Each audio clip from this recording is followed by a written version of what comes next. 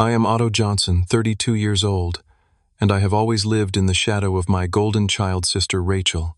When our grandparents left me their house worth $450,000, I never imagined my own sister would forge documents to steal it from me. What I discovered next still gives me nightmares. Today, Rachel was sentenced to life in prison after the FBI found detailed murder plans with my name at the top of the list.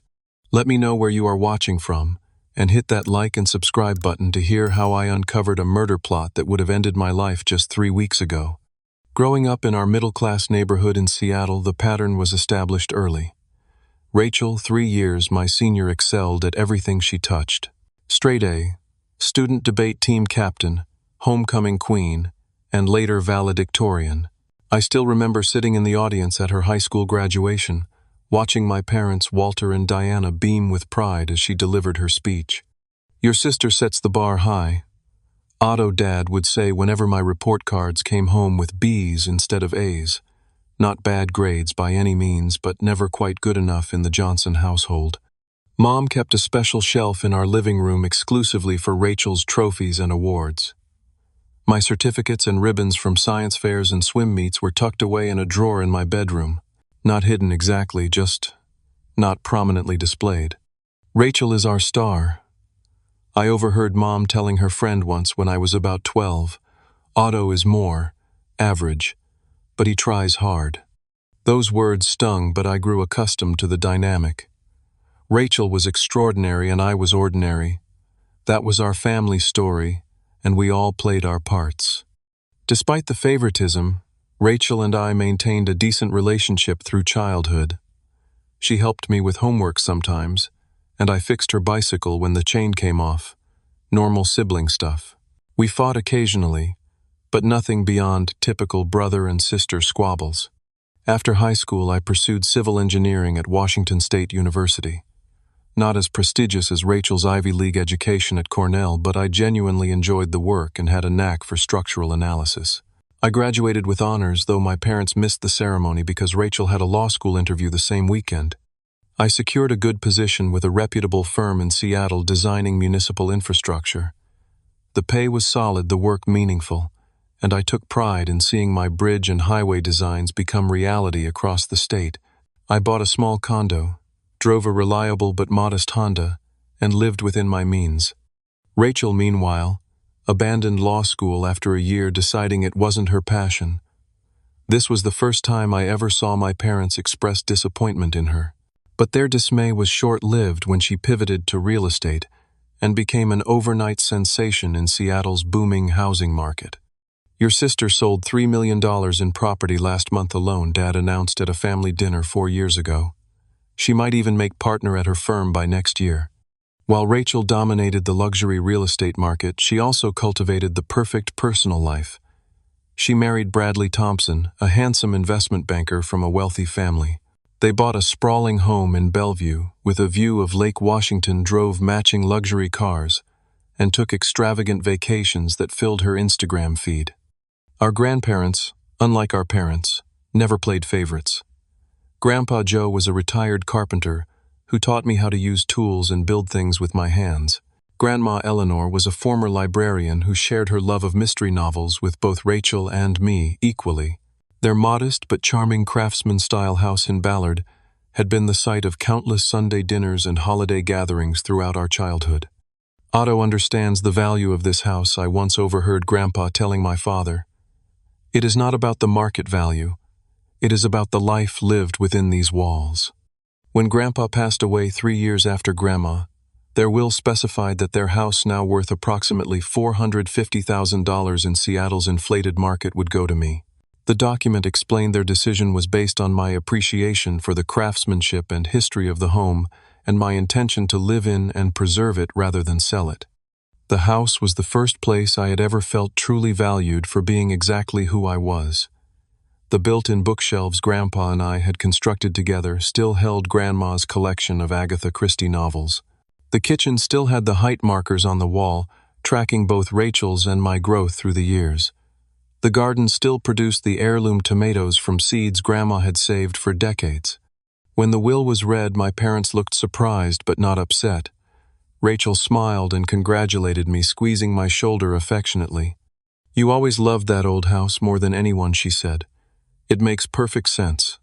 I felt guilty receiving such a valuable asset when Rachel got only some family jewelry and photo albums, but she assured me she was happy with the arrangement. "Bradley and I have our dream home already," she said. "This way the family house stays in the family." At 32, I finally had something special that was mine alone.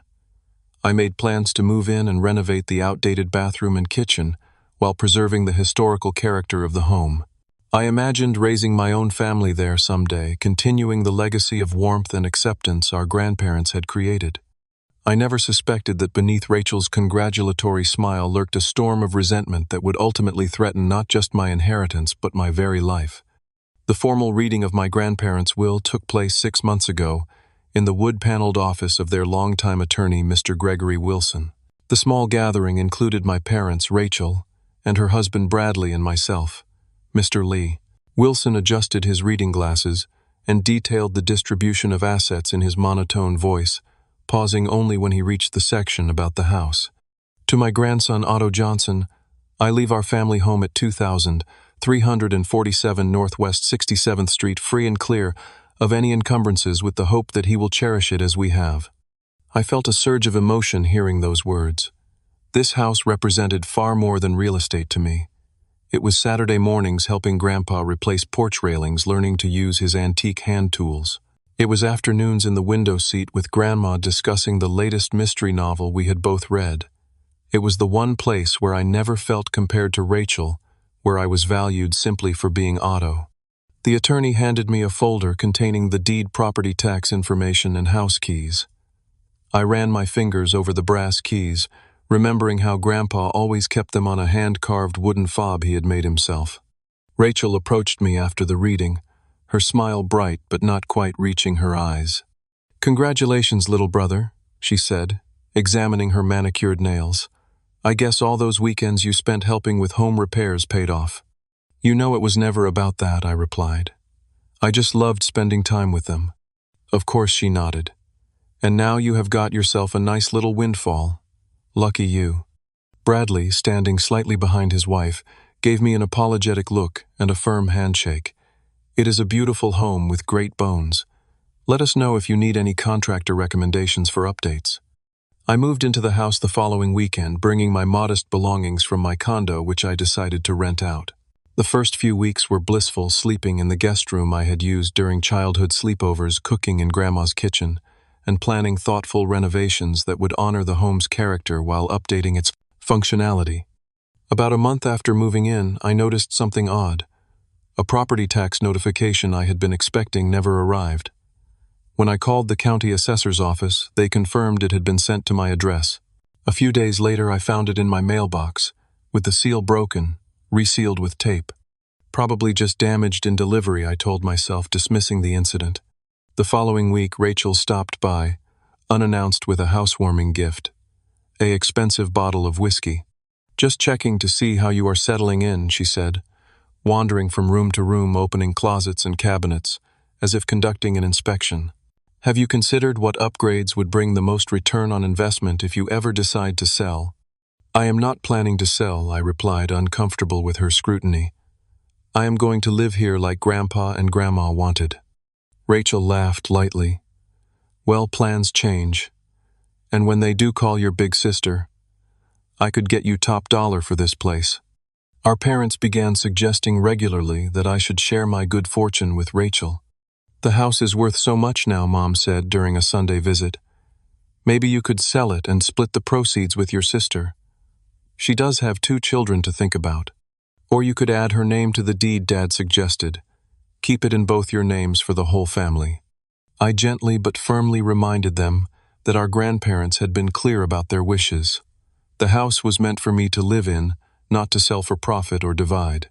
Rachel began offering to help with renovation plans, stopping by frequently with design magazines and contractor contacts. One evening, I returned home earlier than expected from a dinner with friends and found her in my home office going through papers on my desk. "What are you doing?" I asked, startled to find her there. She barely flinched. "Looking for that contractor's number I gave you last week." I wanted to check if he had time for your bathroom remodel before winter. You could have called or texted me, I said, increasingly uncomfortable. Do not be so uptight, Otto, she replied with a dismissive wave. We are family. We do not need such formalities. When I mentioned the incident to our parents, they chided me for being paranoid and ungenerous with my sister. Rachel is just trying to help you, Mom insisted. She knows more about home values and improvements than you do. You have always been jealous of your sister's success, Dad added, his disappointment evident. Now that you have something she does not, you are being selfish. Their response hurt but did not surprise me. The golden child narrative remained intact even when Rachel's behavior seemed questionable. At a family barbecue the following weekend, tensions simmered beneath forced smiles. Rachel brought up the house, repeatedly asking pointed questions about my renovation budget and timeline in front of everyone. When I tried to change the subject, she persisted. I just want to make sure you do not ruin the property value with amateur DIY projects, she said, her voice honey-sweet but her eyes cold. It would be a shame to see Grandpa and Grandma's investment diminished. It is not an investment, I countered. It is a home. Rachel rolled her eyes. Everything is an investment, little brother. Some of us understand that better than others. After that gathering, I noticed more concerning signs. Documents in my filing cabinet appeared slightly rearranged. My mail sometimes looked tampered with. The spare key I kept hidden in the garden was not exactly where I had left it. I installed a basic security camera at the front door and changed all the locks, not telling anyone in my family. The next time Rachel stopped by and tried her key, the confusion and anger that flashed across her face confirmed my suspicions. Why would you change the locks without telling me? She demanded. I did not realize you had a key in the first place, I replied calmly. Mom gave me her spare when you moved in, she said, as if it were perfectly normal, in case of emergencies. I confided my growing concerns to my best friend Darren during our weekly basketball game. He had known my family for years and understood the dynamics all too well. Your sister has always had a weird, competitive thing with you, he observed, dribbling the ball thoughtfully. But this seems different. More calculated. Am I overreacting? I asked, genuinely uncertain. Trust your gut, he advised. If something feels wrong, it probably is. Around this time, I met Megan at a mutual friend's dinner party. Smart, compassionate, and refreshingly straightforward, she worked as a child psychologist and immediately picked up on my family dynamic when I described it. Classic golden child and scapegoat roles, she observed on our third date. Your sister might be struggling with your grandparents choosing you for something significant. It challenges the family narrative. With Megan's support and Darren's friendship, I began setting firmer boundaries with my family. I limited Rachel's access to my home and declined her offers to help with renovations. I carefully tracked all important documents related to the house and made digital copies. Little did I know these precautions, while necessary, would prove woefully insufficient against what was coming next. 3 months after moving into my grandparents' house, I decided to refinance the property to fund the renovations. The original mortgage had been paid off years ago, but I needed capital for the substantial updates I had planned. I scheduled an appointment with my bank, gathering all the necessary paperwork, and looking forward to beginning the kitchen remodel I had carefully designed. The loan officer, a friendly woman named Janet, greeted me warmly, but her expression changed as she reviewed my application on her computer. There seems to be some confusion, Mr. Johnson, she said, frowning at her screen. According to county records, you are not the current owner of the property. That is impossible, I replied, leaning forward in my chair. I inherited the house from my grandparents 6 months ago. I have the deed right here. I pulled the document from my folder and handed it to her. She examined it carefully before turning back to her computer. The deed on file with the county shows a transfer of ownership to Rachel Thompson dated last month, she said carefully. Your name does not appear on the current title. The room seemed to tilt sideways. Rachel Thompson, my sister, who had taken her husband's last name. My sister had somehow transferred my house into her name. There has to be a mistake.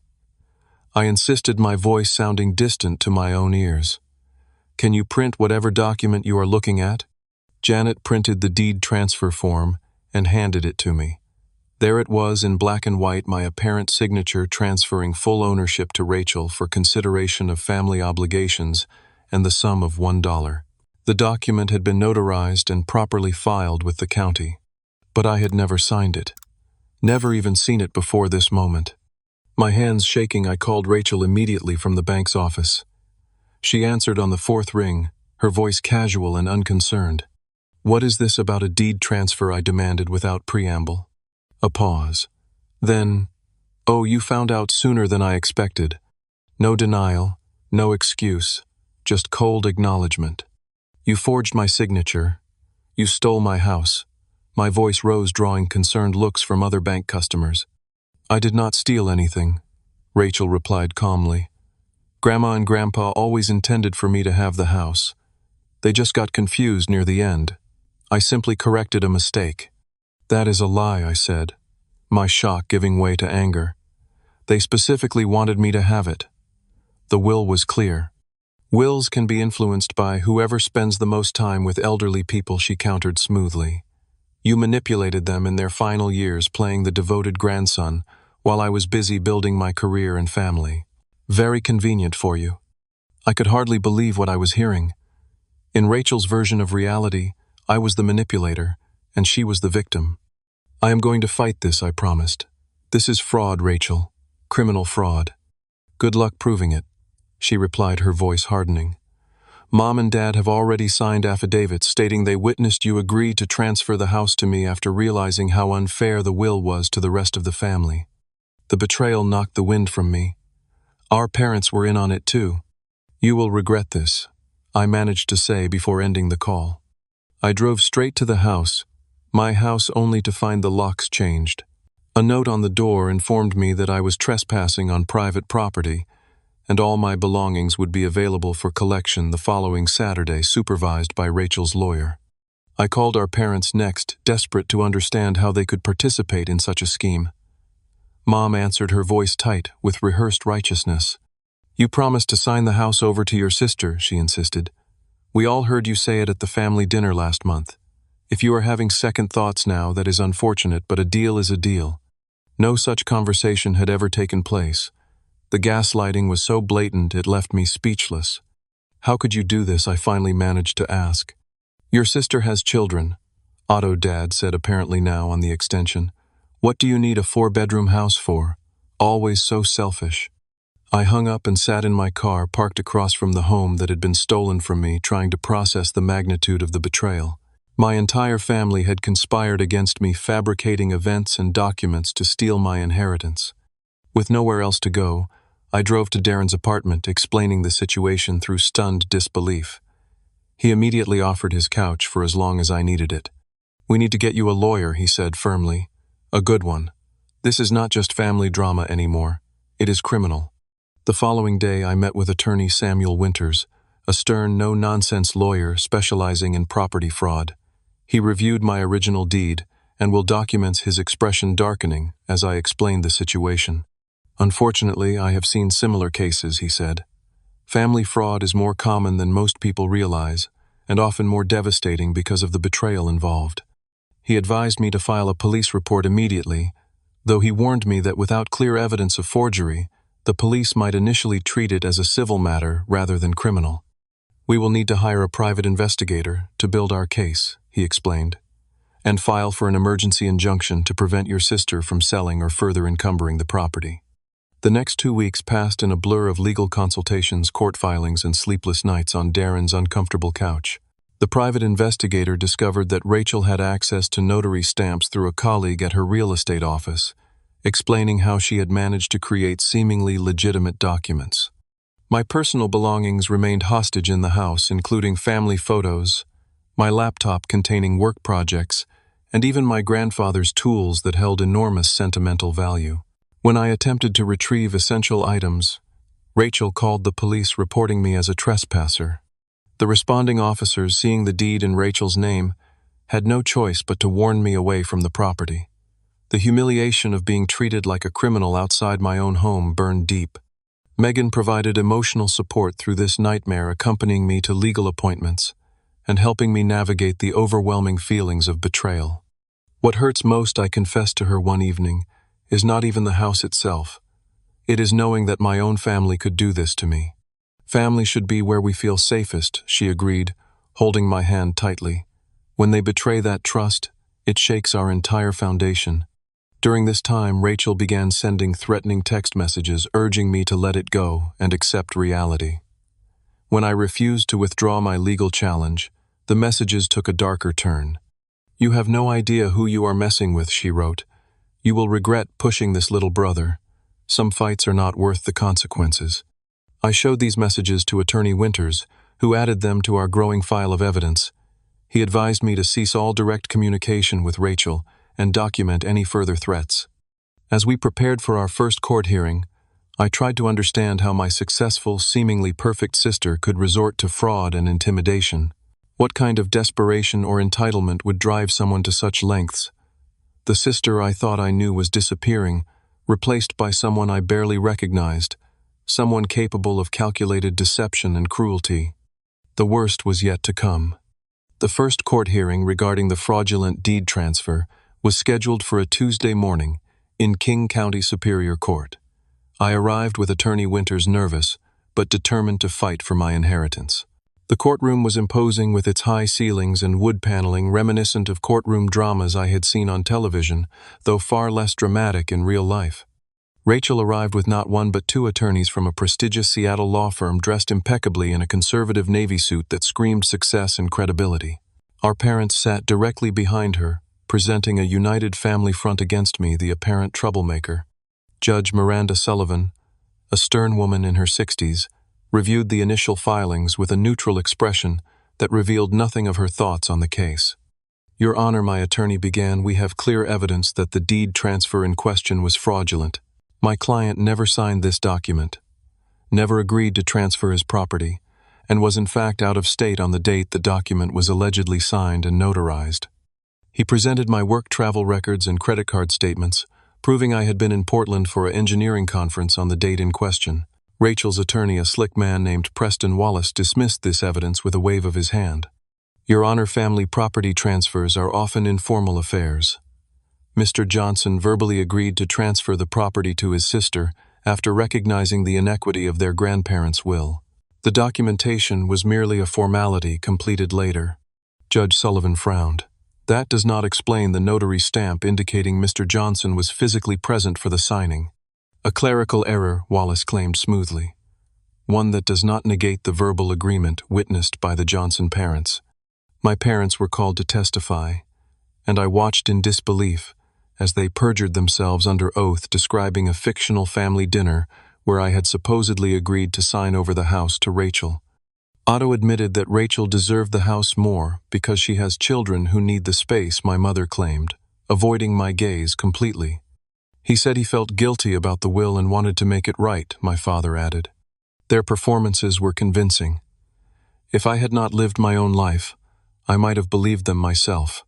When my turn came to testify, I stated plainly that no such conversation ever occurred, that I had never agreed to transfer the property, and that my signature on the deed had been forged. "Why would your entire family lie about this?" Rachel's attorney asked during cross-examination. "Because my sister has always been the golden child who gets whatever she wants," I replied honestly, "and because the house is worth nearly $500,000 in today's market." The judge called a recess to review the evidence. During the break, I noticed Rachel's husband, Bradley, looking uncomfortable, fidgeting with his tie, and avoiding eye contact with everyone, including his wife. When court resumed, Judge Sullivan made her initial ruling. Based on the contradictory testimony and serious allegations of document fraud, I am issuing a temporary injunction. The property cannot be sold, transferred, or significantly altered until ownership is definitively established. Both parties are to maintain status quo, meaning Mr. Johnson may retrieve his personal belongings from the property accompanied by a court officer, but residence remains with the current deed holder pending investigation. It was not the victory I had hoped for, but at least Rachel could not sell the house while the case proceeded. As we exited the courtroom, George and Elaine Waters, my grandparents' longtime neighbors, approached me in the hallway. "Otto, we saw Rachel entering your house multiple times when you were at work before all this happened," George said quietly. She always used a key, so we thought nothing of it. But after seeing the notice about the court case posted on the property, we realized something was wrong. This was exactly the kind of witness testimony we needed. Attorney Winters took their contact information and arranged for formal statements. The legal proceedings intensified over the following weeks. We hired a forensic document examiner who testified that the signature on the fraudulent deed was not mine but a skilled forgery. Rachel's team countered with their own expert, claiming the signature analysis was inconclusive. Meanwhile, the personal cost of the battle continued to mount. I took a leave of absence from work when the stress began affecting my performance. My savings dwindled as legal fees accumulated. The strain showed in my health with weight loss and insomnia becoming my new normal. Rachel, seemingly unfazed by the legal challenge, began renovating my grandparents' house, tearing out the original fixtures and custom woodwork that our grandfather had crafted by hand. Each dumpster of discarded materials I saw outside the house felt like another piece of my heritage destroyed. One evening as I drove home to Darren's apartment, I noticed a black SUV following me. It maintained a consistent distance through several turns, including a deliberate detour I took to confirm my suspicions. When I pulled into a gas station, the vehicle drove past slowly, the driver's face obscured by tinted windows. The following day, Darren called me at work, his voice tense. "Someone broke into the apartment," he said. "They went through all your stuff. Your files are scattered everywhere." I rushed back to find the apartment in disarray. My legal documents had been rifled through, but oddly valuable electronics remained untouched. This was not a random burglary. Someone had been looking for specific information. Attorney Winters advised me to install security cameras at Darren's apartment and to vary my routine. "This case has clearly escalated beyond a simple property dispute," he said gravely. I began receiving anonymous emails from untraceable accounts containing veiled threats. Accidents happen to people who do not mind their own business. Sometimes problems disappear when you stop causing trouble. Each message was carefully worded to avoid explicit threats, but the intent was clear. I forwarded them to my attorney and the police, who opened a harassment file, but explained that without clear evidence linking the messages to Rachel, there was little they could do. At the second court hearing, my case strengthened with the testimony of the neighbors and the document examiner. Rachel's demeanor changed noticeably, her previously cool confidence giving way to visible agitation. Judge Sullivan, concerned by the mounting evidence of fraud, issued a stronger ruling. The property transfer is hereby frozen pending criminal investigation. The court has sufficient evidence to suggest document fraud and will refer this matter to the prosecutor's office for review. As we stood to leave, Rachel locked eyes with me across the courtroom, her gaze burning with undisguised hatred. "This is not over," she hissed as she brushed past me. "Not even close." That night I installed additional security measures at Darren's apartment, including motion sensor lights and a doorbell camera. Megan suggested I stay with her, instead concerned that Darren might become collateral damage in Rachel's vendetta against me. Whatever she is planning, Megan warned, she is getting desperate. Desperate people are unpredictable. Little did we know just how desperate my sister had become, or how far she was willing to go to win. The case took a dramatic turn when Attorney Winters received a call from the Federal Bureau of Investigation. Due to the use of the United States Postal Service in the commission of fraud and evidence of interstate banking violations, the FBI had jurisdiction over certain aspects of the case. Agent Marcus Wilson, a veteran investigator with the White Collar Crime Division, arranged to meet with me the following day. Agent Wilson was nothing like the FBI agents portrayed in movies. Middle-aged with salt and pepper hair and reading glasses perched on his nose, he looked more like an accountant than a federal agent. But his methodical approach and penetrating questions revealed a sharp mind behind his unassuming appearance. "We have been monitoring several cases involving fraudulent property transfers in the greater Seattle area," he explained, as we sat in a sterile conference room at the FBI field office. "Your case caught our attention because of certain patterns consistent with other investigations." He showed me files on 3 other cases where property owners had their deeds fraudulently transferred, all involving the same notary stamp that had been used on my forged documents. "We believe your sister may be connected to these other cases through her real estate work," Agent Wilson explained. Does the name Victor Reyes mean anything to you? I shook my head, not recognizing the name. He is a former client of your sister's real estate agency. He has a record for fraud and identity theft, and we believe he may have been helping her create and file fraudulent documents. The implication that Rachel might be involved in a larger fraud scheme beyond just my house was staggering. Had my case inadvertently exposed a criminal operation? 2 days later, I received an unexpected text message from Bradley, Rachel's husband. Need to talk. Not at home or office. Important. We agreed to meet at a coffee shop near my workplace, a location unlikely to be frequented by anyone in Rachel's circle. Bradley arrived looking haggard with dark circles under his eyes, and his usually immaculate appearance noticeably disheveled. I did not know how bad it was, he began without preamble, his voice low. I swear to you, Otto, I thought it was just a family disagreement about inheritance. I never thought she would. He trailed off, glancing nervously around the cafe. What did you think she would not do? I prompted. Bradley ran a hand through his hair. The forgery, the lies, and now this obsession with destroying you. It is like she is possessed. I do not recognize her anymore. He slid a USB drive across the table. I found these on her laptop. Financial records, communications with someone named Victor, and other documents she has been forging. Not just for your house. There are others. I immediately contacted Agent Wilson, who arranged for Bradley to provide a formal statement. The USB drive contained a trove of incriminating evidence, emails between Rachel and Victor Reyes discussing document forgery techniques, financial records showing unusual cash payments, and a folder labeled Auto Problem, containing surveillance photos of me, my work schedule, and notes about my daily routine. Based on this new evidence, the FBI obtained search warrants for Rachel's home office and electronic devices. Early on a Thursday morning, agents simultaneously executed these warrants, seizing computers, phones, and documents. What they discovered sent shockwaves through everyone involved in the case. Hidden in a locked cabinet in Rachel's home office was a detailed journal outlining her plans to not only take my house, but to eliminate me entirely if I continued to fight her. The journal contained chilling entries. If legal means fail, accidents can be arranged. Otto drives that winding road to work every day. Brake lines are surprisingly vulnerable, untraceable if done correctly. Another entry read, VR knows someone who can make problems disappear permanently. Expensive, but might be necessary if Otto won't back down. Worth investigating as last resort. Most disturbing were the detailed scenarios she had outlined for staging my accident, complete with alibi preparations and methods to avoid detection. The final page of the journal contained a prioritized to-do list with my name at the top, followed by the words, permanent solution, and a timeline for implementation. The FBI also uncovered evidence linking Rachel and Victor Reyes to the suspicious deaths of 2 other property owners whose homes had been acquired through questionable transactions.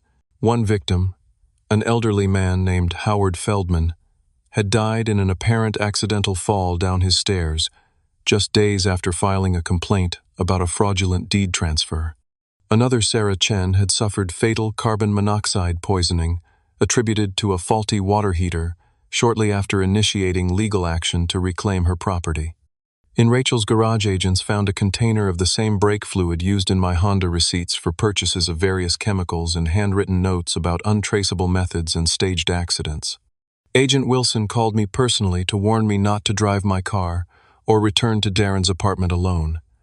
We have reason to believe your life may be in imminent danger, he said grimly.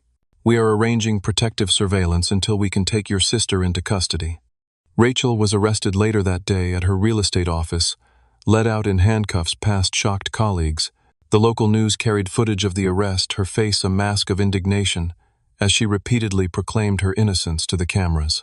My parents, finally confronted with undeniable evidence of Rachel's crimes, seemed to crumble under the weight of the truth. My father called me, his voice breaking. We never thought she would. We did not know about. He struggled to complete a sentence. Otto, what have we done? I had no words of comfort to offer him. The betrayal was too profound, the damage too extensive. As I sat in Agent Wilson's office reviewing the evidence against my sister, I struggled to reconcile the Rachel I had grown up with, the golden child, who could do no wrong, with this calculating criminal willing to commit murder to get what she wanted. Had she always been this person beneath the perfect exterior? Had our family's blind adoration created this monster, or merely failed to recognize what was already there? The most chilling realization was how close she had come to succeeding. According to the timeline in her journal, she had planned to sabotage my car the very next weekend. If Bradley had not come forward when he did, I might not have lived to see justice done. The FBI provided me with temporary protection, while the investigation continued, stationing an agent near Darren's apartment and escorting me to and from work. My car was impounded as evidence after agents discovered that someone had already begun tampering with the brake lines. As news of Rachel's arrest spread, other victims of similar fraud schemes came forward, their stories eerily similar to mine. The scope of the investigation expanded, revealing a network of property fraud that had operated undetected for years, with my sister apparently at its center. The district attorney, Lawrence Mitchell, took a personal interest in the case, assigning his top prosecutor to ensure that Rachel and her accomplices would face the most serious charges possible. This case goes beyond fraud, he told me during our first meeting. The evidence suggests premeditated murder plans. We will be pursuing this to the fullest extent of the law. As I prepared to testify before the grand jury, I grappled with conflicting emotions: relief at my narrow escape, grief for the sister I thought I knew, and lingering questions about how our family dynamic had contributed to this tragedy. The golden child had fallen, but the cost of that fall extended far beyond Rachel herself.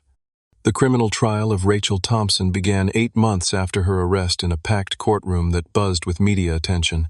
The case had captured public interest, featured on national news and true crime podcasts, as a cautionary tale of family betrayal and fraud turned deadly. District Attorney Lawrence Mitchell chose to prosecute the case, personally underscoring its significance. In his opening statement, he painted a damning portrait of Rachel as a narcissistic manipulator whose sense of entitlement led her down an increasingly dark path. "This case is about more than property fraud," he told the jury, his voice resonating through the silent courtroom. "It is about what happens when privilege and favoritism curdle into deadly entitlement." Rachel Thompson believed she deserved everything, including property that legally belonged to others. When challenged, she did not just forge documents, she plotted murder. Rachel sat at the defense table in a modest beige sweater that contrasted sharply with her usual designer attire, a calculated attempt to appear relatable and harmless. Her attorney, different from the one who had represented her in civil court, specialized in criminal defense and had constructed a narrative painting Rachel as a misunderstood victim of circumstance and overzealous prosecution. "My client has been villainized by selective evidence and circumstantial connections," the defense attorney claimed in her opening statement. What the prosecution calls murder plans were merely fictional scenarios written as a stress relief exercise, never intended for action. Rachel Thompson is guilty of poor judgment, perhaps, but not attempted murder.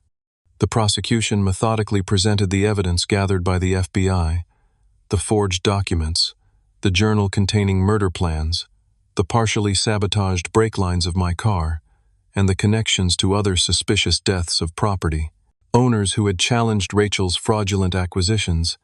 Forensic accountant Audrey Green testified about the complex web of financial transactions that revealed Rachel's hidden money troubles beneath her facade of success.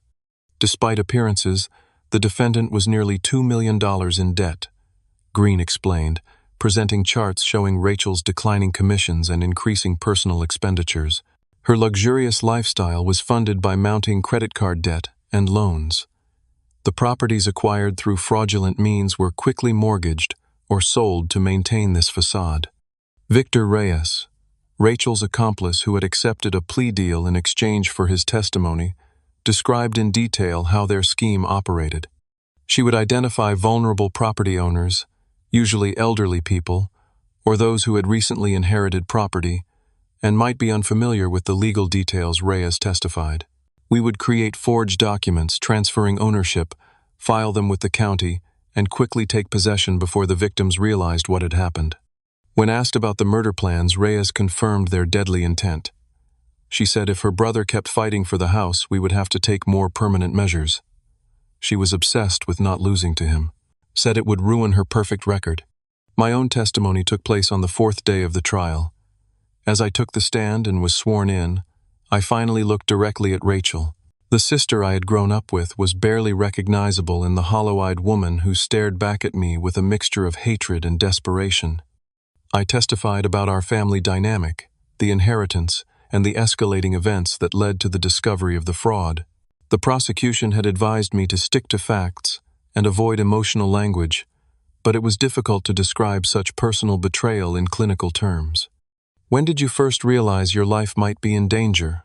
the prosecutor asked. When Agent Wilson showed me the journal, I replied. The detailed plans for staging my accident. The timeline. The to-do list with my name at the top, marked for a permanent solution. That is when I understood this had gone far beyond a property dispute. During cross-examination, Rachel's attorney tried to suggest that I had manipulated our grandparents into leaving me the house, that I had always been jealous of Rachel's success, that the entire case stemmed from lifelong sibling rivalry. I remained calm, answering truthfully, while the absurdity of her accusations hung in the air. The most dramatic moment of the trial came when Bradley took the stand against his wife. Rachel visibly flinched as her husband walked to the witness box, refusing to meet his eyes. "When did you first become aware of your wife's fraudulent activities?" the prosecutor asked. Bradley sighed heavily. "I had suspicions for about a year before Otto's case. Strange cash deposits, late-night meetings, she would not explain. But I convinced myself it was just aggressive real estate tactics. I did not want to see the truth." He described finding the journal while looking for tax documents. "At first I thought it was fiction, some kind of twisted creative writing. But then I saw the brake fluid receipt stapled to a page detailing how to make car accidents look natural, and I knew." "Why did you decide to come forward?" the prosecutor asked. Bradley's voice broke. "Because despite everything, I could not let her kill her own brother, and because our children deserve a father who stood up for what was right, even when it was the hardest thing I have ever done." As the trial progressed, my parents sat in the courtroom daily, looking increasingly diminished. The golden child narrative they had nurtured for decades was crumbling before their eyes, replaced by the horrifying reality of who Rachel had become, perhaps partly due to their own enabling. On the trial's 10th day, as the forensic evidence about my sabotaged brake lines was being presented, Rachel suddenly stood up, her face contorted. "He always got everything," she shouted, pointing at me. "The love, the attention, the house, everyone acting like he was so special when I was the one who achieved everything. It should have been mine." Her outburst confirmed what the prosecution had been arguing. Rachel's sense of entitlement and resentment had driven her actions.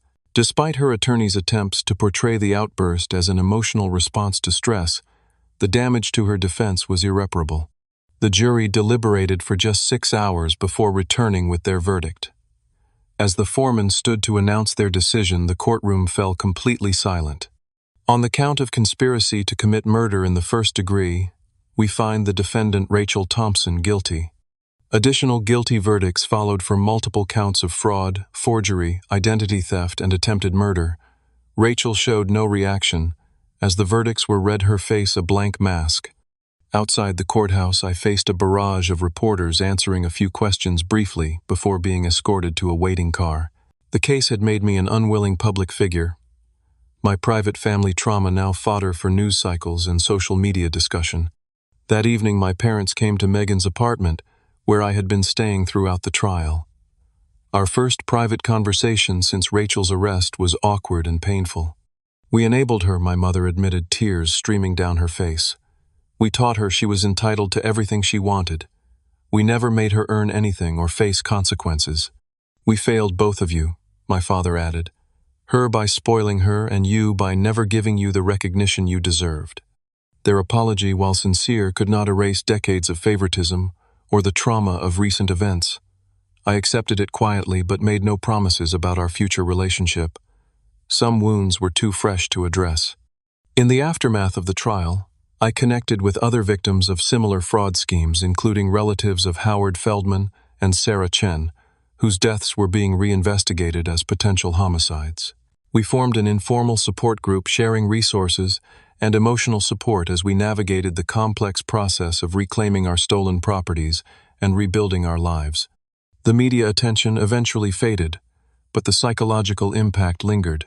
I began working with a therapist specializing in family trauma, slowly processing the complex grief of losing my sister not to death, but to her own criminal choices, and losing my parents to the realization that our family narrative had been built on harmful foundations. As Rachel awaited sentencing, I worked to reclaim not just my grandparents' house, but my sense of security and trust, both profoundly shaken by her betrayal. The path forward was uncertain, but for the first time it would be one I defined for myself, free from the shadow of the golden child. The sentencing hearing was scheduled for a Wednesday morning in early spring, almost exactly 1 year after I had discovered the fraudulent transfer of my grandparents' house. The courtroom was more subdued than during the trial, with fewer spectators and media representatives, though the case still commanded significant attention. Rachel entered wearing a simple gray dress, her previously highlighted hair now showing dark roots, her designer accessories replaced by standard-issue, court-appropriate attire. She looked smaller, somehow diminished by the weight of her crimes and the prospect of her future. Judge Victoria Peterson, who had presided over the trial with impartial efficiency, addressed the court with a stern expression.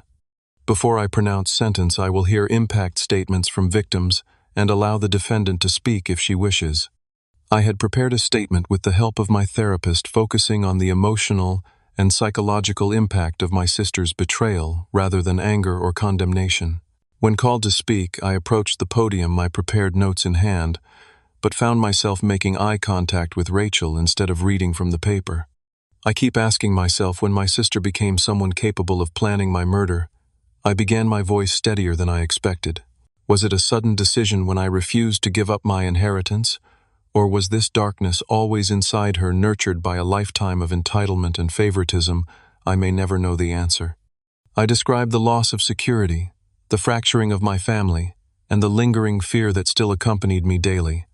The house Rachel tried to steal was never just about property or money to me. It represented the unconditional love and acceptance our grandparents gave me, something I rarely found elsewhere in our family.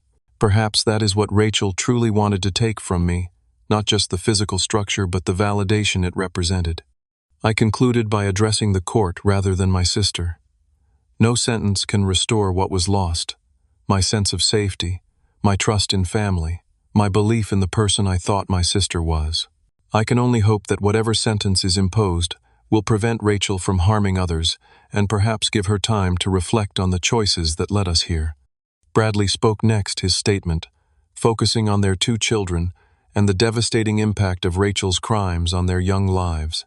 They ask when mommy is coming home, and I have no answer that makes sense to a 6-year-old and a 4-year-old, he said, his voice breaking. How do you explain to children that the mother they adore planned to kill their uncle? When it was Rachel's turn to speak, she approached the podium with rehearsed remorse. Her attorney had likely coached her on the importance of showing contrition, but her performance lacked authenticity.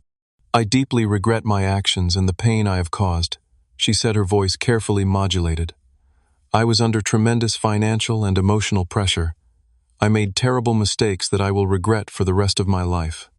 Not once did she look at me during her statement, nor did she directly apologize to me or the other victims. Her focus remained on presenting herself as a sympathetic figure worthy of leniency. Judge Peterson was not swayed. Her sentencing statement addressed the calculated nature of the crimes and the profound breach of trust they represented. Miss Thompson, your case represents one of the most disturbing examples of family betrayal this court has encountered, she began.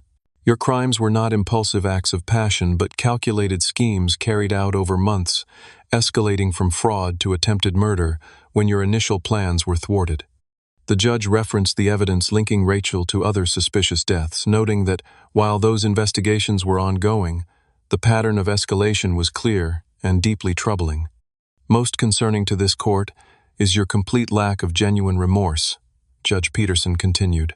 Your statements today, like your testimony during trial, focus on justifying your actions rather than acknowledging the harm you caused. You present yourself as a victim of circumstance rather than the architect of calculated crimes. The sentence, when delivered, exceeded even the prosecution's recommendations: life imprisonment, with the possibility of parole after 30 years for the conspiracy to commit murder charge, with additional consecutive sentences for the plouf, multiple fraud convictions. The severity of this sentence reflects not only the gravity of your crimes, but the continuing danger you present to society, particularly to those who stand between you and what you believe you deserve, the judge concluded. Rachel finally showed genuine emotion, then her composure cracking as the reality of her future sank in. She looked frantically toward our parents, perhaps expecting them to rush to her defense, as they had throughout her life. They remained seated, their expressions a mixture of grief and resignation.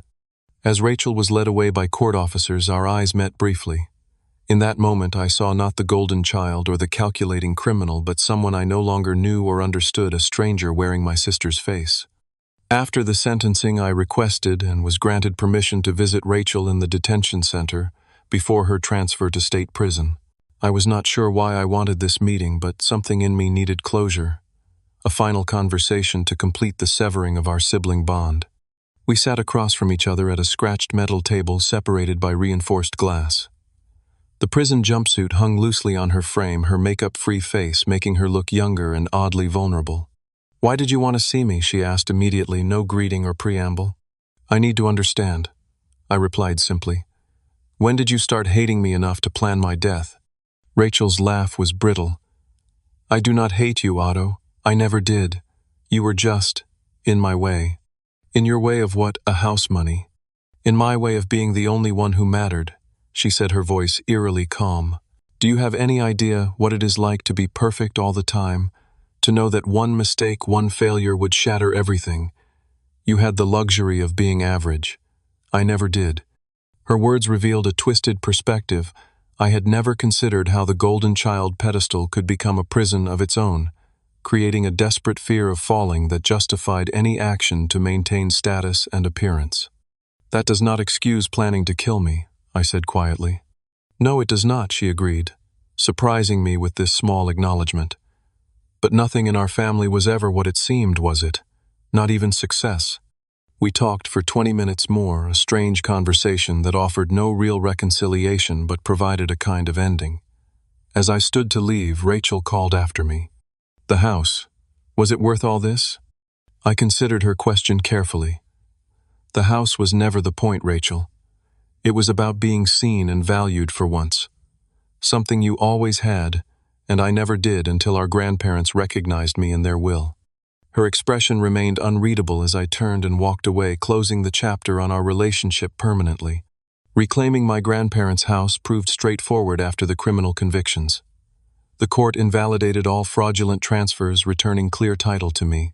Returning to live there, however, was more complicated emotionally. The house had been tainted by Rachel's actions, and the knowledge of what might have happened there had her plans succeeded. For weeks I stayed with Megan, uncertain whether I could ever feel at peace in the property again. "The house is just a structure," Megan reminded me gently. "Your grandparents' legacy is in the values they taught you, not the building itself.